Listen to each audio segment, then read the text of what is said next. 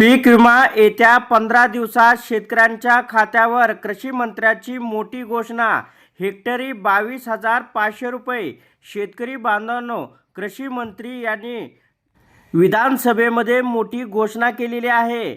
शेतकरी बांधवांनो, कोकण विभागातील अवकाळी पाऊस व हवामानातील प्रतिकूल परिस्थितीमुळे नुकसान झालेल्या आंबा व काजू उत्पादक शेतकऱ्यांना राष्ट्रीय आपत्ती प्रतिसाद निधी NDRF अंतर्गत सुमारे 209 कोटी रुपयाची, त्याचप्रमाणे हवामान आधारित पीक विमा योजनेअंतर्गत मदत 15 दिवसाच्या आत वितरित करण्यात येईल, अशी माहिती कृषी मंत्री दत्तात्रय भरणे यांनी दिलेली आहे.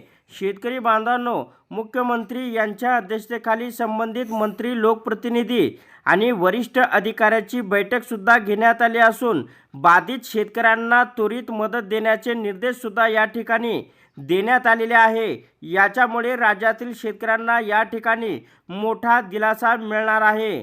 तर NDRFच्या निकषानुसार हेक्टरी सुमारे 22,500 रुपये मदत देण्यात येणार असून कोकण विभागातील बाधित शेतकऱ्यांसाठी 209 कोटी रुपयाच्या मदतीचा प्रस्ताव सादर केला आहे. याशिवाय हवामान आधारित पीक विमा योजनेअंतर्गत आंबा व काजू उत्पादक शेतकऱ्यांना सुमारे 217 कोटी रुपयाची नुकसान भरपाई मिळणार असल्याची या ठिकाणी विधानसभेमध्ये मोठी घोषणा करण्यात आलेली आहे.